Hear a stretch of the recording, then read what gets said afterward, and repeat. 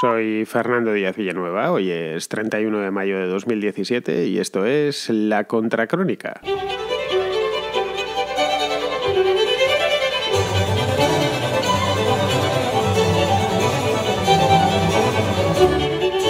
Ayer los taxistas de Madrid, de Barcelona y de otras ciudades españolas, creo que de hecho de todas las ciudades españolas donde hay servicio de taxi o donde se presta ese tipo de servicio, se pusieron de manifestación. En algunos casos sin escatimar violencia, no mucha la verdad, menos de lo habitual en estos casos, y se pusieron de manifestación para que el gobierno impida lo que ellos denominan competencia desleal por parte de los VTC, que son los vehículos de turismo con conductor. La manifestación además venía acompañada de una huelga que en Madrid fue hasta las 6 de la tarde, de 6 de la mañana a 6 de la tarde, y en Barcelona de 24 horas. El descontento entre los taxistas no es nuevo, como bien sabemos. Esta gente arrastra ya varios años de movilizaciones, de huelgas, de manifestaciones, para luchar contra una serie de aplicaciones para teléfonos móviles que han ampliado el mercado del transporte urbano de viajeros, y lo han ampliado muchísimo, muchísimo más de lo que nos podíamos imaginar hace solo 5, 6, 7 años. No, si nos lo cuentan, no digamos ya 20, si nos lo cuentan en el año 2010, pues no nos lo hubiéramos creído, y en cambio hoy pues las utilizamos prácticamente todos. Esto, lo que nos encontramos ahora mismo de frente, además, lo estamos mirando a los ojos, es una versión puesta al día de la célebre petición de los fabricantes de velas que Frédéric Bastiat escribió en tono satírico hace ya más de siglo y medio. Es decir, que nada ha cambiado desde entonces. Es duro de decir, pero es así, porque los seres humanos seguimos siendo esencialmente seres humanos. Hoy los fabricantes de velas serían los taxistas.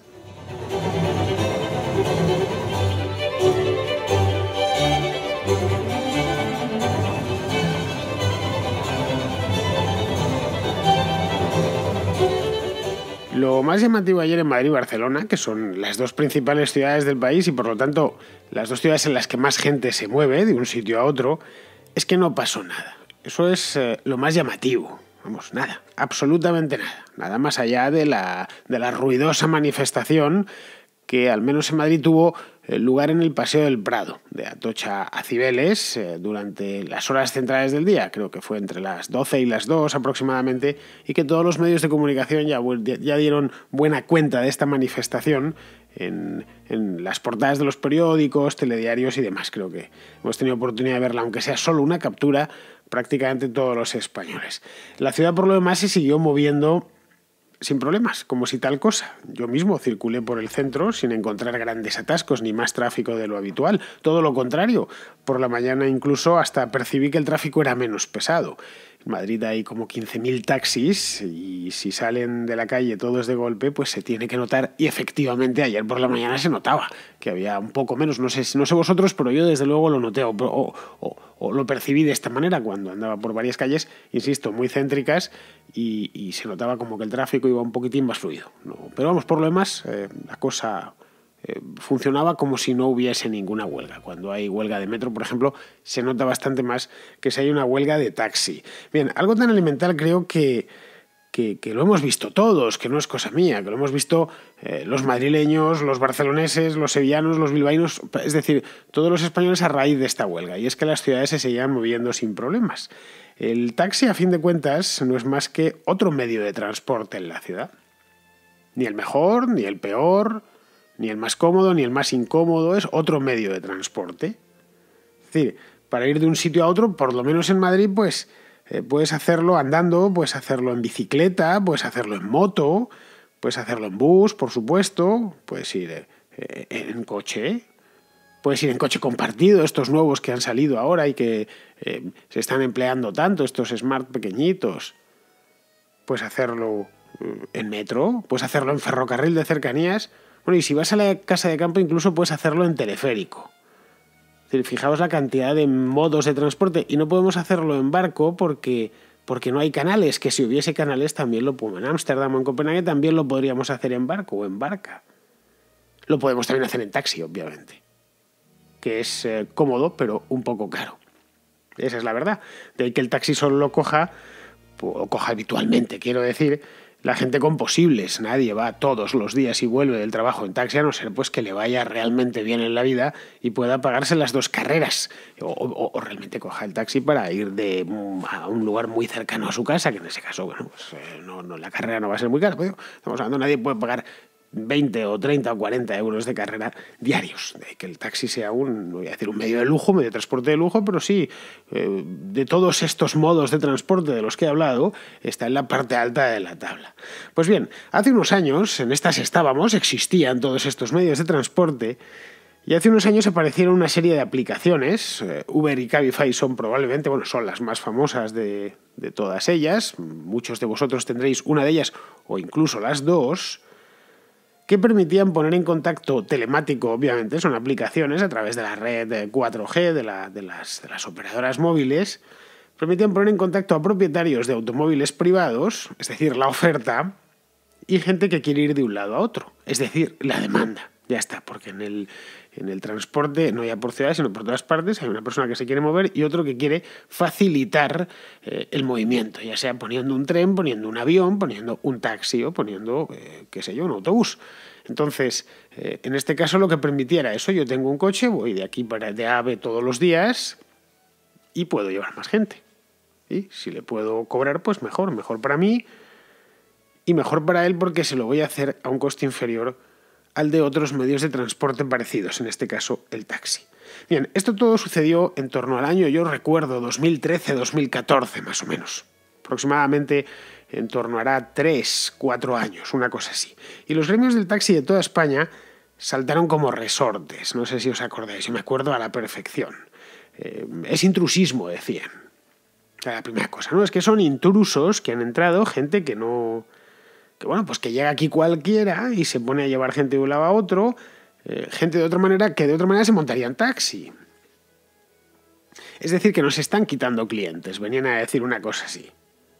Yo en aquel momento ya dije que eso era una suposición, el hecho de que les estuviesen quitando clientes era una suposición de partida un tanto arriesgada, porque las nuevas aplicaciones colaborativas, yo creo personalmente, que han ido, no tengo datos para respaldar mi afirmación, pero es una percepción que tengo y ya llevan unos cuantos años entre nosotros, creo que estas aplicaciones colaborativas han creado mercado.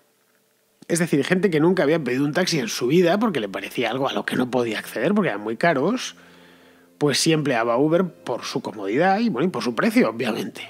Gente que no podía permitirse el lujo, entre comillas, de tomar un taxi, pues utilizaba esto de Uber o esto de Cabify. Y no es una percepción gratuita, es que hay gente que me lo ha dicho. Esto pues lo extrapolo y creo que se ha creado un mercado de transporte de viajeros en coche por ciudad. Mercado que no existía. Luego, esta suposición de partida creo que no es errónea del todo. Pero los taxistas no solo se quejaban de eso, del intrusismo, de nos están quitando clientes. Nos ha entrado un competidor ilegal, decían, y nos están quitando clientes a punta pala. También se quejaban de que no pagaban impuestos. Y entonces el gobierno se afanó, con mucha prisa, la verdad, anormal, en Mariano Rajoy, se afanó en reformar la Ley de Ordenación de Transportes Terrestres, la famosa LOT, al tiempo que le ponía muy mala cara y empezaba a multar y hacer declaraciones muy altisonantes con todos los conductores que empleaban estas aplicaciones y aceptaban viajeros por su cuenta. Y os vais a cagar, como os atrapemos, poco menos que os quitamos el coche y os colocamos encima una picota en algún lugar visible de la ciudad para que no volváis a hacerlo. Más o menos recuerdo que en 2014-2015 la cosa estaba así. Bien, como sucede siempre que el gobierno hace algo, o mientras el gobierno hace algo, pues sucede que el gobierno va por un lado y el mercado va por otro. Esto ha sucedido ahora, pero sucede siempre y sucederá siempre. El gobierno, Estado y mercado suelen ir cada uno a su aire. El mercado somos nosotros y el Estado son ellos. Cuando digo que el mercado ha ido a su aire es que nosotros hemos ido, la oferta y la demanda ha ido a su lado. En España el uso de Uber y Cabify, que al final se ha terminado imponiendo a pesar de los golpes en el pecho que se daban muchos en el año 2014, siguió aumentando y ha seguido aumentando y yo estoy seguro que seguirá aumentando, aunque esta vez no tanto para servir de intermediario entre conductores particulares que aprovechan esos huecos vacíos, que llevan el asiento al lado vacío, sino entre clientes finales, es decir, gente que se quiere mover, y empresas de vehículos sin conductor, que son las celebérrimas. Creo que ya no hay un solo español que no conozca o no haya leído alguna vez esas siglas de VTC. Claro, las VTC sí que pagan impuestos. Además existían mucho antes, no son intrusas, no acaban de llegar al mercado. Esa categoría de vehículos ya existía, era básicamente las limusinas, este tipo de vehículos que llevaban gente con mucho dinero por las ciudades, transportes específicos para hoteles y cosas por el estilo. Pues bien, estas sí pagan impuestos, más incluso que los taxistas, ya que, por lo visto, estuve leyéndolo ayer, pues no se benefician del sistema de módulos que sí beneficia a los taxistas. De hecho, solo pueden prestar servicios de transporte con contratación previa, ya sea porque les has contratado por teléfono para que te vayan a recoger a la puerta del hotel, o simplemente porque llevan ellos instalado en su propio automóvil una de estas aplicaciones y puedes contratarlo. A fin de cuentas, cuando solicitas un servicio en Cabify o en Uber, estás contratando ese servicio, estás solicitando ir de A a B. Es decir, que estas VTC operan en un marco legal bien definido, muy bien, extraordinariamente bien definido y muy regulado, que el gobierno de Mariano Rajoy se encargó incluso de endurecer en 2015, muy poco antes de las elecciones. Se encargó de endurecerlo restringiendo la oferta de licencias, lo que ha ocasionado, por otro lado, que estas licencias VTC se encarezcan notablemente. No es que, lo decían ayer los taxistas, es que se está comerciando con licencias. Bueno, están haciendo lo que vosotros venís haciendo desde hace muchísimos años, y es comerciar con licencias porque el gobierno ha creado una escasez artificial. Entonces, llegados a este punto y más o menos expuesta a la situación actual, la pregunta que tendríamos que hacer, ya la problemática es muy distinta a hace 3 años, es ¿de qué se quejan ahora los taxistas?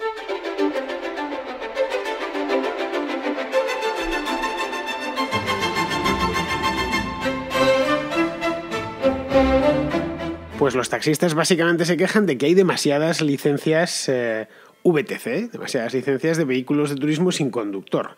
He ido a mirar el número exacto. Ayer salía en varios periódicos, luego no me costó demasiado encontrarlo, y en España hay 5.600 licencias VTC, 5.600 y pico. Están operativas, es decir, concedidas por las diferentes comunidades autónomas, porque estas licencias no las dan los ayuntamientos, sino las comunidades autónomas. Más o menos, y haciendo un promedio, hay una licencia de estas VTC por cada 12 licencias de taxi. Es decir, una ratio 1:12, para que nos hagamos una idea. La ley dice que debe haber una VTC por cada 30 taxis. Bueno, pues efectivamente se está vulnerando la ley, porque si hay una por cada 12 es que algo va mal. Pero es que esta ley es de 2015, es esa que reformó Rajoy para endurecerla. La anterior, que era del año 2009, daba libertad para conceder licencias, liberalizó el mercado de las licencias en VTC. Es decir, las comunidades autónomas podían conceder todas las que quisiesen. Era una cuestión de poco menos que pagar una tasa, que es como debería funcionar desde el principio. Yo quiero operar en este mercado, cumplo los requisitos y pido que me concedan una licencia y me la dan. Pago la tasa correspondiente y adiós, muy buenas. Bueno, pues esto ya Marianete se encargó de ponerlo mucho más difícil, es decir, se encargó de que no se concediesen ninguna más, porque desde entonces no se ha vuelto a conceder.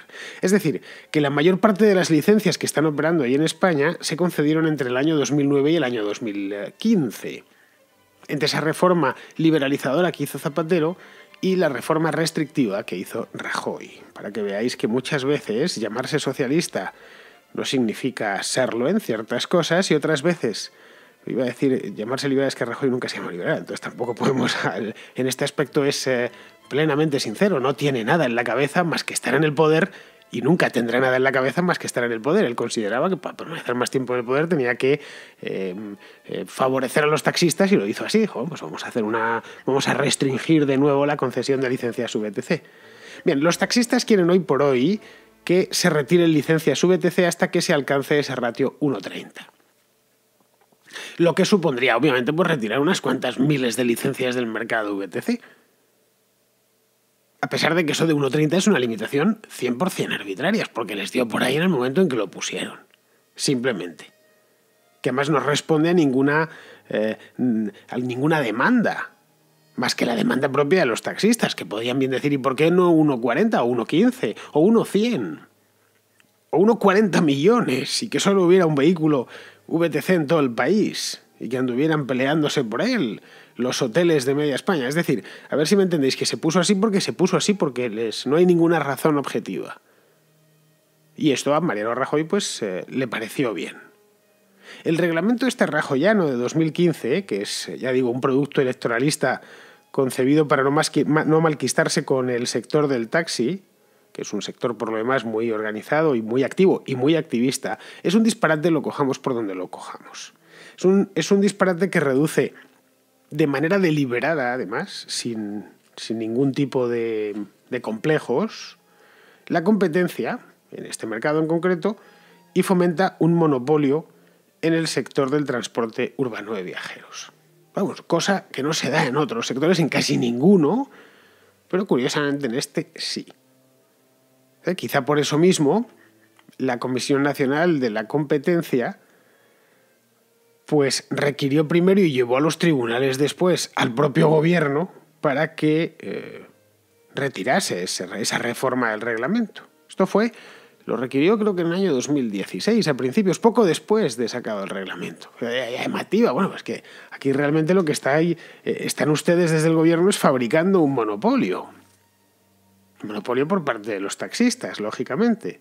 Bien, los taxistas, entre tanto, siguen sin entender, porque una cosa es que vayan a buscar el favor del gobierno, que a veces lo pueden tener y otras veces no.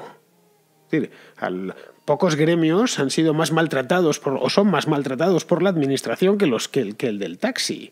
Yo siempre me ha fascinado la regulación draconiana que tienen que padecer y no se quejan. Al contrario, lo que le piden es como un tipo al que el amo le está pegando latigazos y lo único que le pide es pégamelos pero solo 3 al día. Nada más. Básicamente es una relación casi sadomasoquista la que tienen con la administración. En lugar de pedir más liberalización, que a ellos les convendría, al contrario.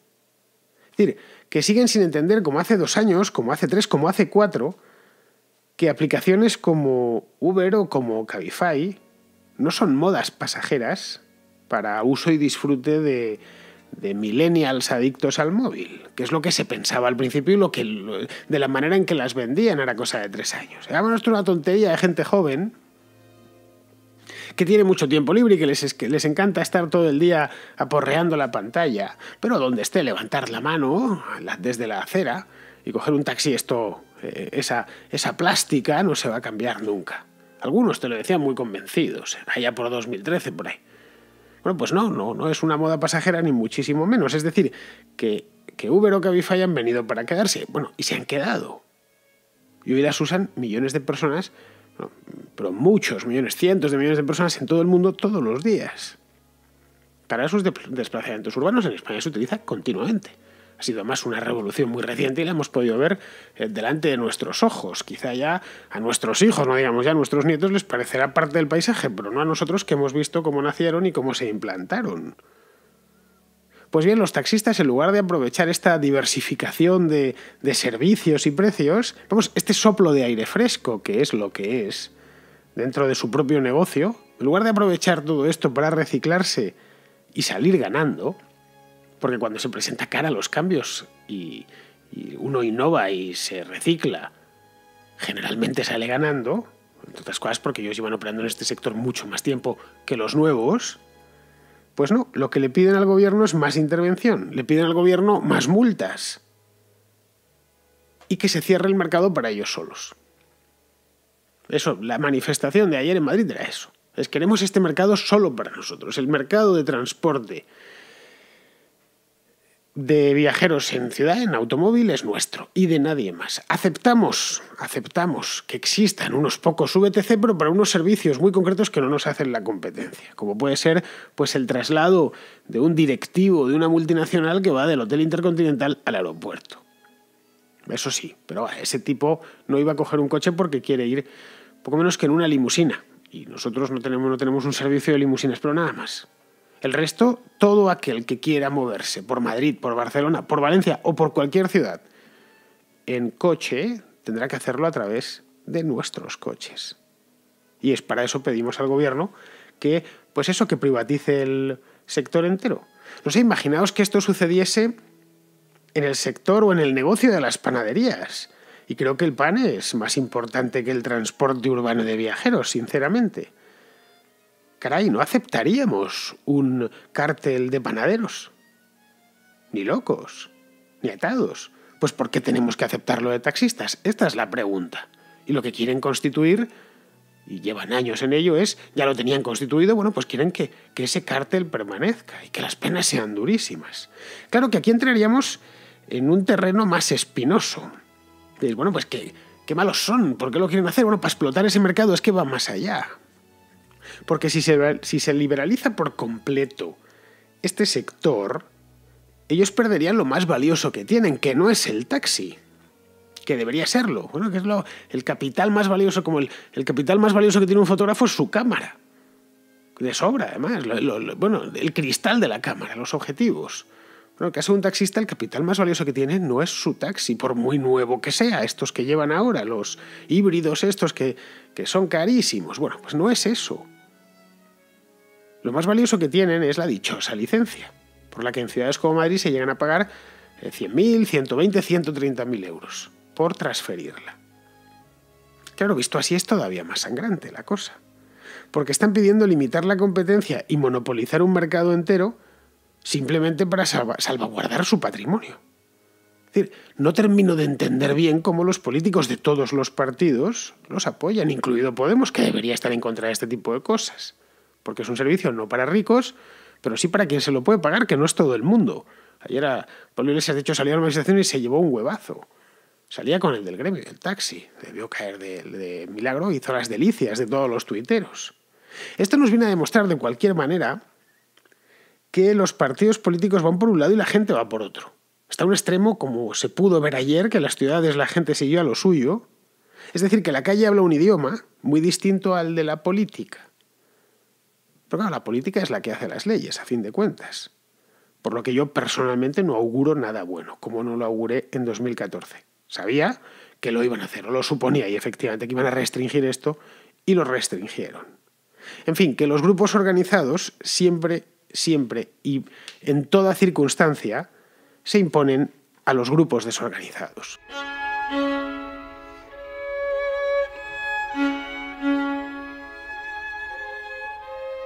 José Luis, que es de San Fernando está en la provincia de Cádiz, justo en la misma bahía de Cádiz, pero que vive en Sevilla, ya se ha encargado de recordármelo, y además es patrono de la contracrónica, ya sabéis, el dedo de José Luis señala el camino. Pues bien, José Luis es de ese tipo de oyentes que a mí me encantan, porque cuando hace una pregunta la hace de una manera muy clara y muy directa. Mi pregunta es muy general, te la lanzo y responde como mejor veas. Mi pregunta es, ¿qué opinión te merece el anarcocapitalismo? Pues mira, José Luis, mi opinión sobre el anarcocapitalismo es buena, como es lógico, es buena en el plano teórico, lógicamente.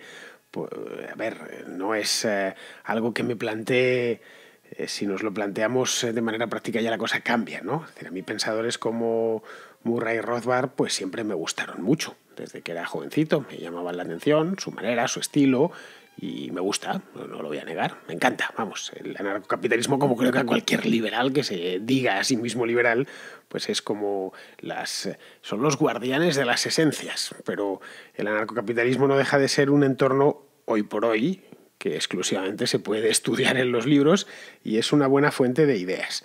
Otra cosa distinta es que sirva, como ya digo, de tarro de donde va sacando cosas, es decir, que en el mundo que vivimos es muy complicado, pues porque el estatismo se ha apoderado, no ya de las administraciones de los países, se ha apoderado de las mentes incluso. La gente, no solo en España, sino en todo el mundo, tiene una mentalidad estatista, ve el mundo así, considera que el gobierno es bueno, entonces luchas contra eso, es que están pensando realmente que el gobierno es bueno y que el político tiene buenas intenciones, y algún político ahí con buenas intenciones, pero normal no es eso, normal es que quieren obligarte a hacer cosas, quieren vivir a tu costa, por supuesto, y obligarte a hacer cosas que no quieres hacer, como por ejemplo a coger un taxi cuando te apetece pillar el Cabify, por traerme el tema del día hasta aquí. Ahora bien, si lo utilizas de una manera, digamos, no, es que esto es como la Biblia, pues ya es distinto. Entonces, pues podrías pasar a ser un creyente. De todas maneras, yo creo que el anarcocapitalismo, pues está bien. De ahí se pueden extraer valiosas enseñanzas y puede uno enriquecer los análisis bastante. El análisis del Estado, por ejemplo, que hacen autores como el propio Rothbard o como Hussey, pues eso, del Estado, desde luego, Hussey es el número uno indiscutible, es impecable. Lo miremos desde donde lo miremos. Al final, el liberalismo tiene tantas escuelas de pensamiento tan variadas que todas merecen la pena. Y todas tienen cosas muy buenas que se pueden sacar porque es mucha gente pensando durante mucho tiempo. Pero vamos, creo que con esto más o menos dejo clara mi postura y yo te recomiendo que si no has leído a Rothbard, pues que lo hagas porque está bastante bien y además tiene un montón de obras publicadas en español, las publica Unión Editorial desde hace muchísimo tiempo y están accesibles tanto en papel como en Kindle. Muy bien, vamos a pasar a otro oyente. En este caso es Alejandro, que es este oyente cubano que vive en Los Ángeles. Y bien, pues nos quiere comentar una noticia de La Habana, lo que él denomina una noticia mierder. Te tengo una noticia mierder buenísima. Hoy, en la celebración del 1 de mayo en Cuba, salió una persona con una bandera de Estados Unidos, ondeándola delante de la manifestación. Pues mira, a ver cómo te lo explico, Alejandro. No es propiamente una noticia mierder. Eso de que salga una bandera de los Estados Unidos en La Habana el día 1 de mayo, el Día del Trabajo, no es de ninguna manera una noticia mierder. Es, en todo caso, una noticia cojonuder, porque esto hace...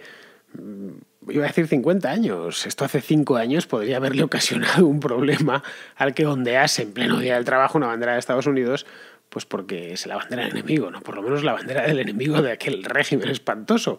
Pero hay una cosa en Cuba curiosa, y no es de ahora, es de hace ya unos cuantos años, como a fin de cuentas la isla tiene relación con los Estados Unidos, aunque sea solo por la cantidad desproporcionada de migrantes que tiene en Florida o en otras partes de los Estados Unidos. Un ejemplo eres tú mismo, Alejandro, que vives en California.